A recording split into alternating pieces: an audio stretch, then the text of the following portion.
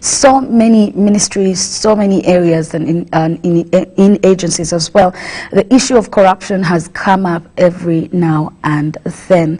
But well, of course, for her to be the new minister, we hope that there's a whole lot more in stock that we shall be receiving from her. Let's take a look. New ministers appointed to the Ministry of ICT and National Guidance have assumed the office. The latest docket, the ICT and National Guidance Ministry has received Ministers Judith Nabakova and Peter Ogwang. So the Honourable Minister, you can take over your seat. More to portraits displayed here in this boardroom will be added as the change of guards takes effect. Connectivity is the core of ICT, because without broadband, whatever online activity you want to have, you won't have it. And we have a policy in place. I think it's among the instruments I'm handing over, the broadband policy. If we are talking about connectivity, are we going to evaluate ourselves? How far have we reached in that area of connectivity? If it is innovations, have we delivered up to the expectations? What are the challenges? They follow the appointing authority agenda to crack down on corruption, this time in the Ministry of ICT and National Guidance. It does not mean that you're corrupt, but now that we have a word from the principal, who is the chief executive, for us we are here to execute. So I want to promise this, that we shall work with you, but whenever you go on the red line, definitely I don't think we shall be able to entertain that. If it is the issue to do with resources, but we need to lobby resources that are going to work, not resources that will be diverted. If we ask for resources, we need resources that we shall be ready to account for, that we asked for this money from Parliament, we've been in position to do ABCD. This task was President Yoweri Museveni agenda for 2020 during the swearing in on Monday. I don't want to hear of any corruption in any of those sectors. Really, this is a betrayal by you fellows, you people. When you have this opportunity to serve the 42 million people, and you, instead of doing that, you start doing crooked things. The new Minister for ICT, Judith Nabakova, also appeals to the media to promote government programs. But you find that if you are to allocate space, we are given an eighth, or not even an eighth. So can you help us to promote government programs and policies? Can you give the ministers space to speak, to explain to the wananchi what government is doing in the respective areas? So I believe we are going to build a network. We shall come for your advice and guidance on how we can make it better to have more of government programs given publicity or space in both electronic and print media. Outgoing Minister Frank Tumwebaze moves to the Gender, Labour and Social Development Ministry, taking over from Hajat Janat Mukwaya. Peter Ogwang is the State Minister for ICT, replacing Aida Nantaba, who returns to Parliament as Kayunga District Woman Representative. Henry Okurut, UBC. Thank you so much, Henry Okurut. Now, of course, very interesting there on what many of us should be expecting, of course. But we're moving on, and another issue that has been discussed for quite a while, there's been some bit of controversies there as well, is the issue to deal with the OTT. Now, of course, so many people have said, is this actually necessary? But some people are saying, well, it's one way of managing, how people get to use the internet. Now, of course, the Uganda Revenue Authority comes out and says, hey, we're proposing that the OTT should be bought on the data bundles. Instead of buying your data bundles, then again purchase for the OTT. So it would mean that if you are buying your data, because apparently some people are dodging this, so when you're buying your data, for example, that is actually placed on the money that you would be paying for data, and not doing it how it's been done, where you have to buy for your data, then also purchase for the OTT. Let's take a look. Because of the level of taxation. In 2018, Parliament passed the social media tax levy known as over-the-top tax on social media platforms like Twitter, Facebook, WhatsApp. Following a directive by the President, the OTT tax levy was introduced with an intention of increasing tax revenue collection by 2020. However, the Commissioner General, Uganda Revenue Authority Doris Akol, has told the Parliamentary Committee on Finance that URA has not realized the intended target. Akol was appearing before the Finance Committee with a team from URA to present a statement on the institutional budget framework for the 2020-2021 financial year. Gazetting of more withholding tax agents, this was not implemented, and the implication is that it has affected the efforts towards collection of tax at source, because there is a lot of tax that is evaded when payments are made and tax is not withheld at source. Tell these telecom companies they are embezzling over 1.1 trillion every financial year. I think 2 trillion. Yeah. Now, when you talk about OTT evasion, this is how you area. Actually, I deserve that question at my right time to explain us that issue of the 2 trillion that is embezzled through telecom companies. And now here is OTT, where she's saying that is not performing well, yet we are paying, and the payment is direct from phone to company. Doris Akol highlighted a number of challenges faced by the tax body, among which include the unregulated informal sector, which affects expansion of the revenue base, gross under declaration of rental income, and inadequate funding. She advised the government to change the strategy of OTT collection. Abolish some non-tax charges on government services, e.g. verifying land titles, renewing passports, and this could address a tax moral issue so that more people are able to access government services for which taxpayer funds are provided. Make changes in the law to mandate individuals to file their income tax returns, and this will improve the filing ratios as well as tax compliance. The shillings 200 levied on social media usage for every 24 hours was introduced following a directive by the President. URA advises that government abolishes other taxes like the digital stamp duty, the land title verification tax, driving permits, and passport charges. And we have been wondering where the problem is coming from. And this is one direction that we are seeing. Last year, URA achieved a revenue collection of 16.6 trillion shillings, and this financial year registered 9.2 trillion as half collection from July to December, against the target of 9.7 trillion. Starting from 2013-2014, and I think it is notable for the members to note that 2013-2014, the revenue collection was 8.2 trillion. But as we close 2018-2019, 5 years later, the revenue collections had doubled to 16.6 trillion, which is right on the trajectory that revenue has been growing at. Susan Naonga reporting for UBC TV.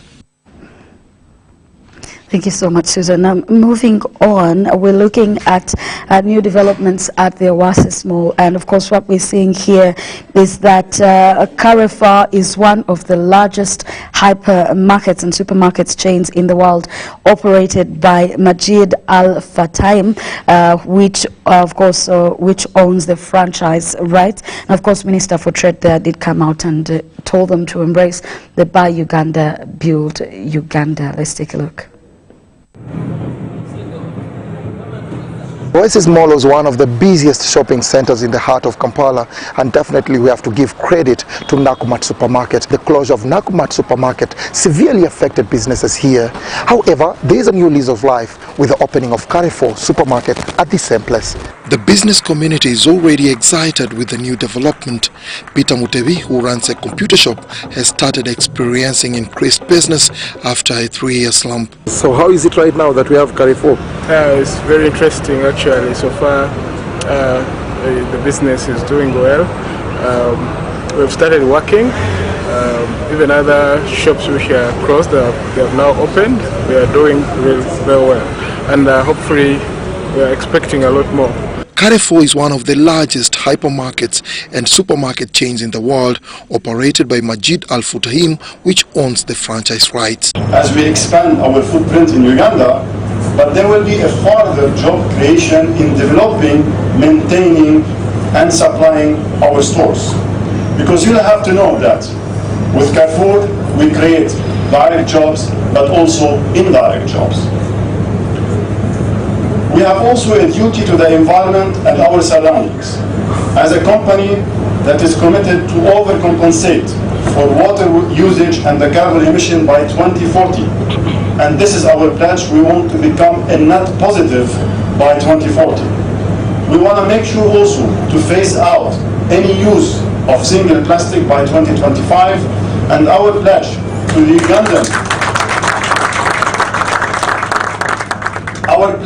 Ugandan people is that we will play an active role in operating a sustainable business and support the less fortunate where we can. Currently, we stock up to 20,000 products in our stores, with 99% of these products sourced from local suppliers. And in the future, we will be adding more.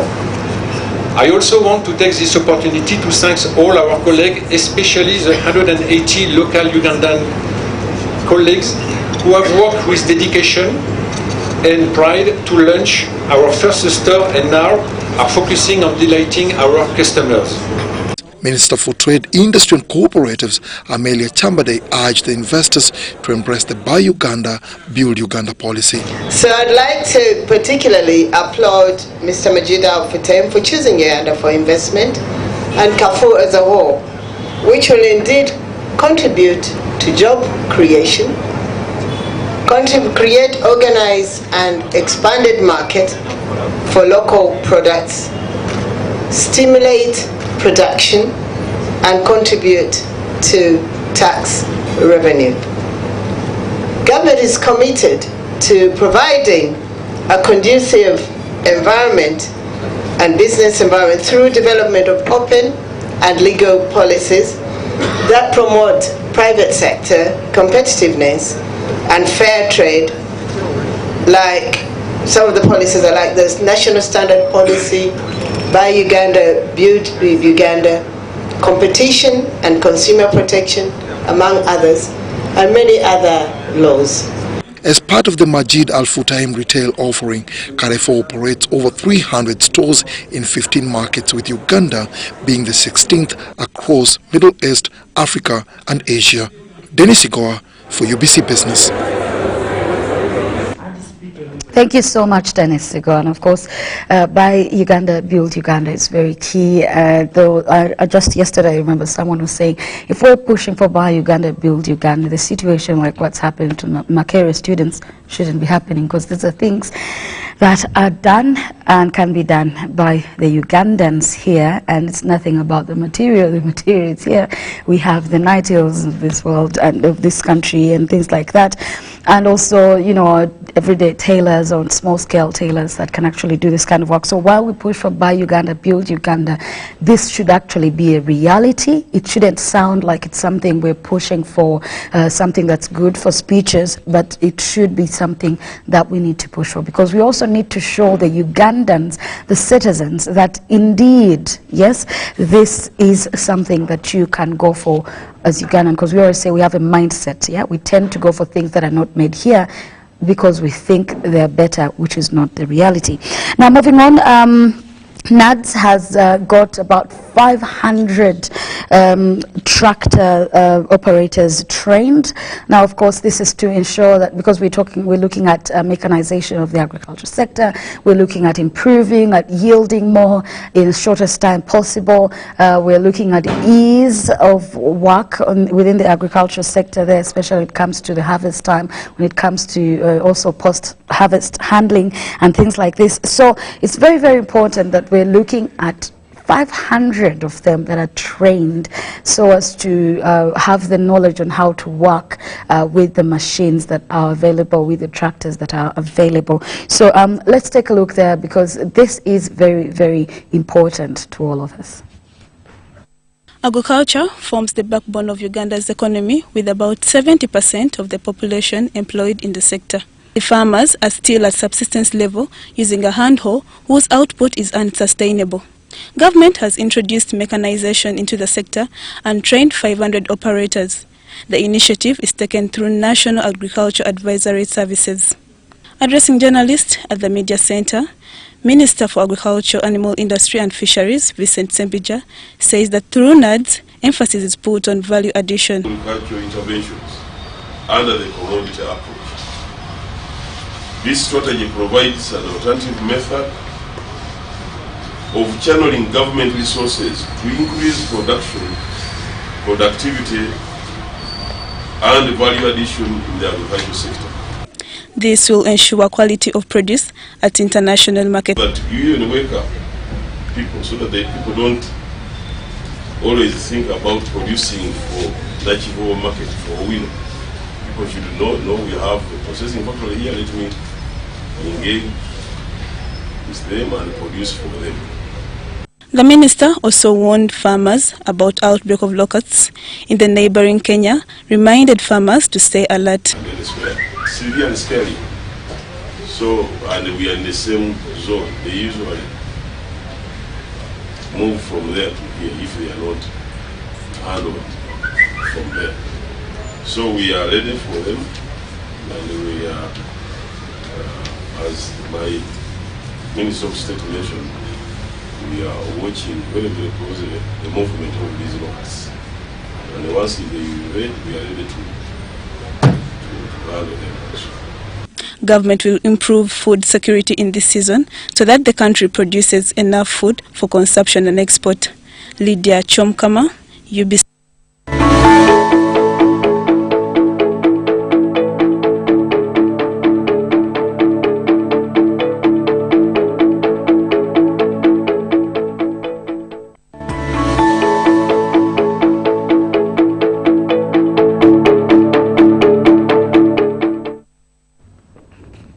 Time for us to take a look at our newspapers here in our digest. Like I say, it does not hard to read. So what we do here is just take you through a couple of stories that you could probably get yourself into reading entirely and understanding. But an interesting one here is the fact that banks increase their ATM withdrawal charges. Now this might affect many of you, or maybe most of you may not have realized this by now. But of course, as I pointed out earlier on, and in this particular case, as you may see, is that you might actually be paying more whenever you take cash out of the automated teller machine there. Now, what we're looking at here is that the latest data from the central bank on interest rates and, of course, bank charges as of October 1st indicate that some top commercial banks did slap fees, of course, on their customers towards the close of 2019. Of course, that, I think that's why most people didn't actually realize this. Now, if you are a regular user of the ATMs here, it may be worth understanding how much your bank actually does take away from you this particular year. Now, during the last 12 months, the average charge to withdraw money from your ATM increased by about 3%. That is to 870 shillings from 844, compared, of course, to the fees that customers were charged in January 2019 across the 24 commercial banks. Now, of course, as we look at most of the data here from the central bank, it does indicate that DFCU Bank increased ATM withdrawal charges from 800 shillings in January 2019 to 1,000 shillings by close of October. Now, Stanbic Bank, which previously charged customers 1,000, now takes 1,200 per transaction over the ATM. Diamond Trust Bank has rather had the biggest increase across all the banks, now from 660 shillings to 1,000 shillings. Now, the bank will will also charge 1,000 for what they would call depositing your cash over the ATM. Now, the ATM fees, among other commercial banks here, ranges between 500 shillings to 10,000 shillings, but it is not just the ATM withdrawal fees rather that have been increased. We're also looking at the fact that most of you may not have realized this, so take it upon yourselves to engage your banks and find out more, because you may never know. Your banks may not have given you this information. Now, of course, another interesting one here is we're saying the fact that they're telling the government to turn the agro opportunities into gold.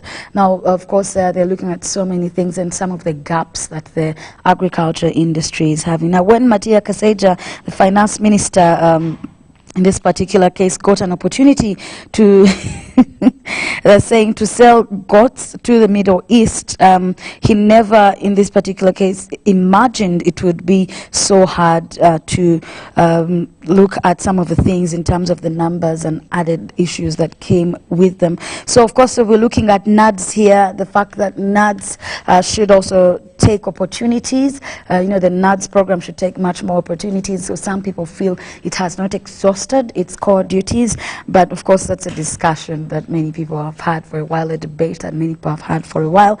But of course, as we can see in a previous story, they are trying to push. The issues that have come up with this particular NADS program is the delays that come in delivering things like seeds, the things of follow-up in terms of how some of these some of the products they're giving out to the people, how they're managed, for example, if it's cattle or goats or anything like that.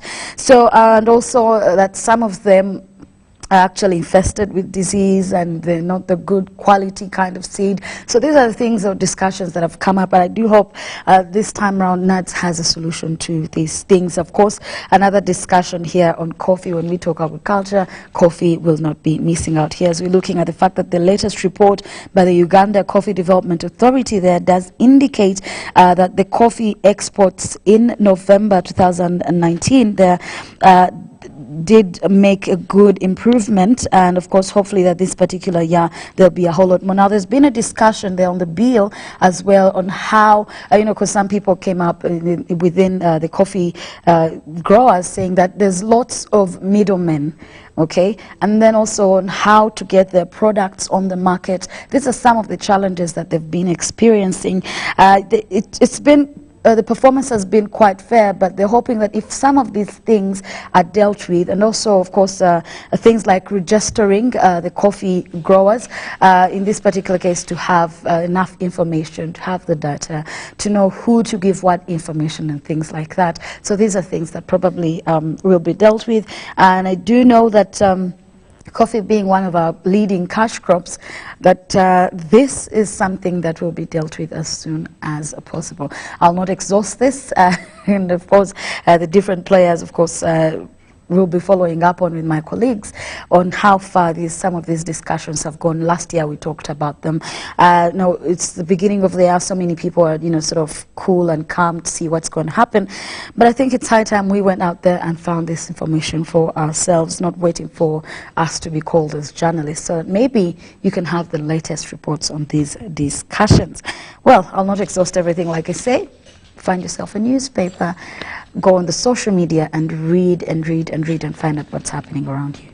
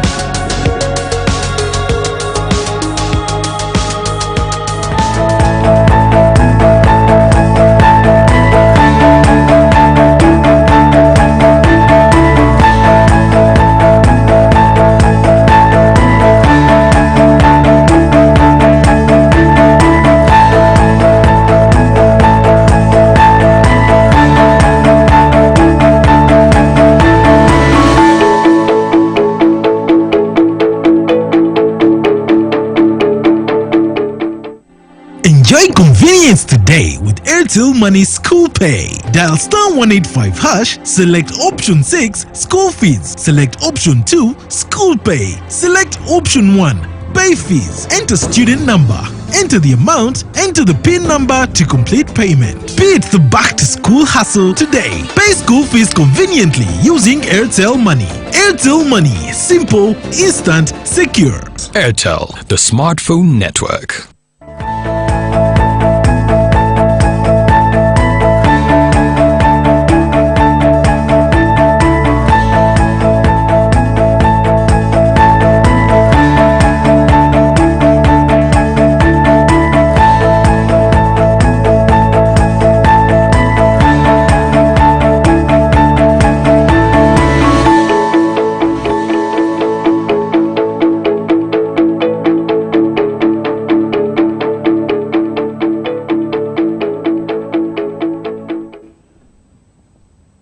Before we went into the break there, we saw Sounds of Business and we're focusing on Kampala City. But just a reminder, my name is Rowena Kajumba for Business Today. And of course, it's time for our Insight. And with me in studios is Linus Wamanya, and he is from Tapping Mobile Solutions. And of course, in this particular case, what he's representing within Tapping is the fact that he's the VP Business Development, and that's the focus on Africa. You're very welcome. Thank you. Yes, I like that you made time for us here, because see, so many times I know the discussion we're going to have is focusing on sport as a business. We'll probably discuss this a couple of times, not so much, because so many times people tend to look at sport in another light. But before we get into that discussion, Tapping Mobile Solutions, what is that? Thank you very much for the opportunity today. I'm glad to be here to this national broadcasting. Yes. Of course, you already introduced me. My name is Linus Wamanya, Vice President Business Development for Tapping Mobile Solutions. Tapping Mobile Solution is an idea that was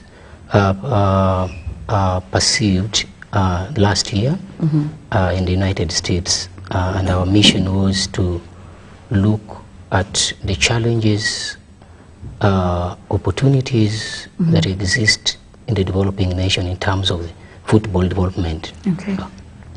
So in the nutshell, at a high level presentation about the Tapping Mobile Solution is a marketplace and a software company developing technology to support the development of the youth football leagues across the developing nation. That's what was our core focus. However, also interested in other developed markets. So it's a company run by investors, people who love youth, have passion with a lot of experience, 30 decades of experience in youth football development. And while they are doing a lot of research across the world, we saw there is a gaps in terms of the football structures, or how do we pay our players, how do we pay our referees, how do we book the fields, how do we get those kids that are very far deep, marginalized areas to get involved with the activities they love, like football.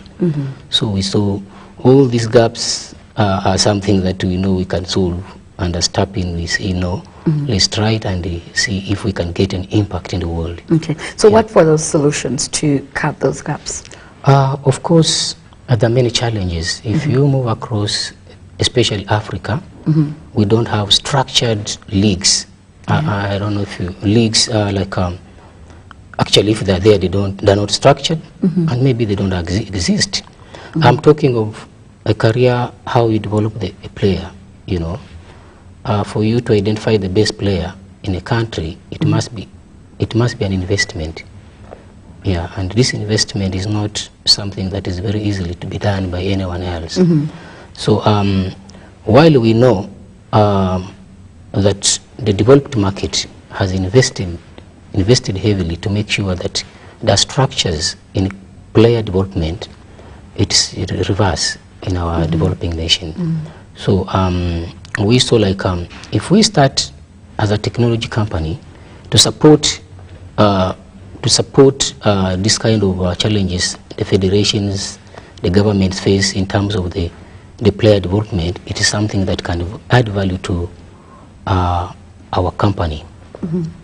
And then, of course, there's so many challenges. If I may mention some of them, is okay. For example, if a player, there's a game playing today. I'm just giving an example in Uganda here. I want to play. KCCA is playing versus Vipers. After the game, the referee gives a match report. It's called a post-match report. And then this referee is going to be told, you're supposed to be paid. So what he does, he fills his voucher in the paper. He goes to the person who pays, maybe the federation. So by the time he goes there, he's using a lot of fuel to travel there, maybe say whatever it could be, maybe 10,000, 20,000 to drive to the federation. By the time you reach federation, they tell you, no, okay, we have received your report, your voucher is here, come back the following day, you get your payment. So look at all those kind of movements you're making, and how much are you looking for? The money you're investing in the transport back and forth is maybe what you're looking for. So what we have done as tapping is to simplify this. Immediately the referee gives the post-match report in our app. Everyone is notified in the environment of technology in our space. So we review very quickly and say, okay, this guy has submitted the report, the next thing is to be paid. So we wire your money to a mobile phone instantly. So it eases the whole, Yeah, we will simplify that. If you look another challenge that we're solving, which is very critical, this is something that everyone has, like everywhere the market have gone, because we're moving across the world, and every market I've gone, me personally, because I've moved over 20 countries in Africa for the last 1 year, and that is challenge. I want to book a stadium. I want to look the available stadium that I can play. And you know very well, like in Uganda, we don't have so many of these. Most African markets we go, we hardly get like there's a very organized stadium or the pitch that the players can use. So what we have done as tapping, we have created a platform where you sit at your comfort as a coach and you say, I need to play team X and my team is W and I'm based in Akawa, for example. Now, how do I get the stadium around here? Now, you go through our platform, by a button of the click, you see the available stadiums with all the amenities that are available inside. So say I'm looking for a pitch that can play a game for kids of 10 years, and these are the girls. And you know very well, the girls will need a comfort kind of environment to enjoy the football. So I look the toilets, I look the facilities which are there, and I say, yes, I want to book. So what the booking process is, you're going to say, I want this facility, I want this kind of services inside, I want this one and this. So they'll give you option, like how you can book the hotel. Oh, so the specifications there. Yeah. So what you do, you book, and also the people who are owning, the administrators of the stadium, are notified that someone has booked this place, and kindly, it is already reserved for someone else. Now, we have solved this business. There is a big problem. Just imagine someone traveling all along from Tororo to come and book KCC here, and is driving. So you are burning fuel. You come to use that stadium is only maybe 100,000. That's the money you have spent on the road. Why, if you could have just got someone to help you and book it wherever you are, and you get a notification, you get the receipt and everything, and you use the facility. So I like that idea, but we've had some challenges in this country, or if you could look at maybe Africa, I don't know how the rest works, but back here, that so many people have adopted the online business sort of way of doing things. But so many times, I don't know if you've experienced it, you can even book, you can even, ask for something and they say, yeah, we have it. And the next thing you know, you come all the way with your team members, for example, and they're not there. I think that has not yet happened. But real quick, sport as a business, yeah? So many times, especially in this country, we've looked at sport, even football, as just entertainment. I mean, think about it. So many people just think, oh, I used to play some football in school, and many people would refer it to that. I don't know, because we are still, it's the same ministry, education and sport. But how then do we start to see sport in a different light? In the Western world, they sort of have mastered what that is as a business. But let's come back home. how do we get to see this in a different light, that, hey, this is not just a game for entertainment, this can actually bring in lots of money, and then in return, we have a better economy? This is a long process. It's doable, it's achievable. For us in innovation space, we believe in trying. Yes. And also I believe in failing. Failure is something that we love as innovators. Yeah. While you think about sports as business, I also want to tell you something about football. If you look across the research about football and you study about investment and the revenues football gets, it's something that you'll consider to be like number 19th economy in the world. So football currently is ranked like among the best 20 countries in the world in terms of revenue. So you are looking at the United States, the China, the Russia, the German, the Spain. You mentioned all those countries in top 20. And actually we don't have any African country featuring the less the research we have. Sad. So that means if we look at that, it shows there's a lot of money that we can make or we can achieve when we embrace the sports. This is just football, it's not a genre of sports, just football alone. So football alone, the economy is more than South Africa, is more than Egypt, is more than Nigeria, is more than all those top 10 countries you can mention in Africa. Yeah. So that means there's a lot that we need to do to make sure that we feature there as a country. And of course, for us who are investing in sport, you'll see like Tapping Vision, we know very well that it's a business. And at the same time, it's a social good. You mentioned that people just think it's entertainment. Yeah. And then you see them struggle, whether it's football or rugby or anything, people trying to find fundraising for to get money to sustain these teams or these players. And it's very absurd. No, basically, is a structure. And the more you set structures, and I'm very happy to mention like our football governing body in this country is trying to do a lot of things. Like if you do research about FIFA, for example, they've set structures. And that's why you see they're moving to the step where they are going, in the few years you're going to see them featuring Uganda Crane in the World Cup. This is a structure. It takes a lot of mindset because the people who don't believe in structures, they believe to run football is for hooliganism people, people who just come from nowhere. And, like if you look at for the last few decades in Uganda, in Africa generally, we have this perception that football is from the poor background, or just sports in general. In general, yeah. Yeah, people who play sports, who are involved in athletes like whatever it is, they're from a very... so they're taken for granted. Yeah, they're taken for granted.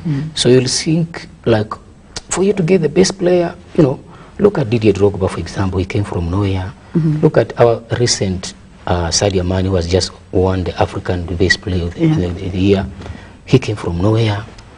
Look, even our Uganda Crane players, all of them, they'll tell you they came from nowhere. So if you meet them, they don't have the mind to see this is business. And some of them, they don't even disclose how much they earn. They could be cheated. Of course, some of them, they have even the managers who don't understand. These are the people, even you tell them, write for me a concept or the player path of this person, the player you've been managing for over 10 years. Can you give me a clip to understand how many crosses he has made in every day? So that I can be able to monitor this person and be able even to support. They don't have that. So it makes it very hard to invest in these people, to invest in the sport. Yeah, it's not hard, but it's a mindset, because as I said, like the more we get enlightened, the more the things are being disrupted in the market, the more we also think like, we can do something. And that's why I said like, for us like Tapping, we are developing this platform, all factoring all those in mind. Yes. Like sports, football is business, and that's why I've mentioned that it's number 19 globally as economy. Now, our people, our investors who are putting money into this company, they know very well this is a very lucrative business, that if we tap it properly, it can create a lot of disruption in the market and create a return on investment very quickly. And also support the children that we want to work with. So, and that's why I'm saying, the concept of saying the best athletes are from the poor background is not something that we feel that is very important for us right now to negotiate. We want to bring them, those one from the poor background, train them, and those one from the rich families, all of them get together and see how we can as long develop. as there is talent. Yeah, you know, so that we develop the talent together. And that's why now, like, the minister will call, oh, I have my son, I have my daughter, can you also get them to play so that they're very active? Yeah. You know, they're just eating, you know, they're growing day and night, but they're not changing, you know, they need to sweat, They need you know. to, yeah. Yeah. So it's very interesting in how we're looking at this. Now, of course, many of our sportsmen and women are probably half the time self-driven or self-taught, or there is someone in the area they come from that, especially the football ones, I've had these stories, because I've got a chance to meet some very few. They say, in my area there's the other playgrounds or football grounds where we used to play as children, and there's so and so who used to train us. You know, it takes someone's individual efforts to try and train these young men and women, and you find that that person is also not probably a qualified trainer. They do not know how to go about certain things, but from what they watch maybe on TV, or because they're sports fans or lovers, then they come and try and train these young people. So then how best do we, now that we know it's a very lucrative business, we can reap big from this, how then can we as a country easily go down that road? Of course, like the player development, I think that's what we're trying to say. Yeah, the player development is also not a simple process. It calls the government to put in a lot of efforts to make sure that there's infrastructure in place. You know, when you have infrastructure, you are really making the talent come out very quickly. I just want to give you an example out of Uganda. Recently, I was in Egypt. I was meeting the Football Federation. I met the professor who understands football. So my investor, my partner tells me, you know, Linus, you're going to meet a professor in football. You'll never talk anything about the player development, the coaching development. He has studied, he's a professor. And he's the one in charge of CAF in terms of technology, technical aspect, and Federation of Football. So you must have one point. And this point is the president, Sisi, wants Federation to produce 1,000 Muhammad Salah. So as tapping, you must be able to convince them to see how you can create them to achieve the mission from the state house, the head of state. So I present our program to them, and they say, okay, this one will help us to get more 1,000 Salah, because Salah is selling. Salah is a brand. Like everyone, when he comes, is a darling, and also he comes from a humble background. To make it, if you move around, do the research, you move around, you'll see like he's from a humble background. So if the head of state can notify, like, I want 100 Dennis Onyango, who is the best goalkeeper in the country, and in Africa, it makes like everyone to panic, because the order is an order. And this one also takes a step. The more we invest in infrastructure, the more we think like we can have the talent to be developed. Tapping, we are too much into girls football. Why are we doing that? Because if you do the research, if you find out, like, I don't know, you know, football, American women football is one of the best in the world. These ladies earn more than men. They're the most highly paid guys. These are women. Now, our girls here in Uganda, they want to be those teams. But let me tell you a story about our culture. Like every country, I got to tell you, when a girl gets a scar, it's very hard to get a man to marry that person. And this is where we are. Look at our pitches where we want girls to play. Sad, to be honest. A girl will not accept to go and get injuries on behalf of football and miss to get married. So if I look at my boys, my young men or boys, if they want to play football, a man will just change from I can just look around, I change my clothes, and I do quickly, and I go and play. See, that's the sad bit. So these things are deeper than just you Yeah, have to train people. It is a cultural. It goes beyond that, and it's very sad. Now, if I want my girls who admire the American football, where American has set infrastructure, where everything is there, the girl will go and change properly. She'll go in the toilet, which is very decent. Our toilets, you know very well, like when you go there, sometimes you find like you're creating some problems with girls, and you know how it contaminates. The hygiene, the sanitation. Okay, now this is very interesting, and I like that you've pointed some of these things out. So how have you tried to convince some people in certain societies that it's okay, it's not going to change her biological setup, she can actually play sport and earn from it and contribute to your society? Now, of course, I've told you there are two things. If you don't improve infrastructure, it's very hard to get a girl team playing. Anyway. You'll have very few. If you are targeted to have 1 million Ugandan girls playing football, you'll have maybe 5,000. Because we have maybe few stadiums around where the girls will be very comfortable to go and do the practice and play. However, you know, like there's inclusion. All of us, we need to be included in our programs. So we want everyone to be included. That's why we'll fight to make sure, like a company like Tapping, we have a department called Social Good. Our department of Social Goods is doing research to understand the social problems in the markets we're investing. These social problems are related to the infrastructure, or where I want more girls to participate. And as a person who is investing in football, I also want to invest in infrastructure to make sure that we have infrastructure to motivate girls to play. Okay. Now, final remarks, because our time has run out. Of course, what is critical for us currently is to make sure that we get as many youth to get involved to play football. And that means both boys and girls. Also looking at creating a lot of social good for them, especially the pathways, creating for them education pathways, coaching pathways, infrastructure development. That's why you'll see like a program when we see that we have a system that can help you to book online. It means the more you make money as the owner of a stadium, the more you improve in facility. So as Tapping, we're trying to create those jobs and opportunity for the administrators. We're also supporting the government because as a company that comes to support the development of football in the country, we are recruiting. Like for example, I'll tell you in Uganda we have almost 40 employees. All these people earning, they're supporting their families. I have over now 150 those who are volunteers in our program across the country. We talk to them. Some of them I've never met them, but they are doing great job. So we compliment strongly what the government is doing to make sure that kids become active, youth become active, to make sure that they are very competitive.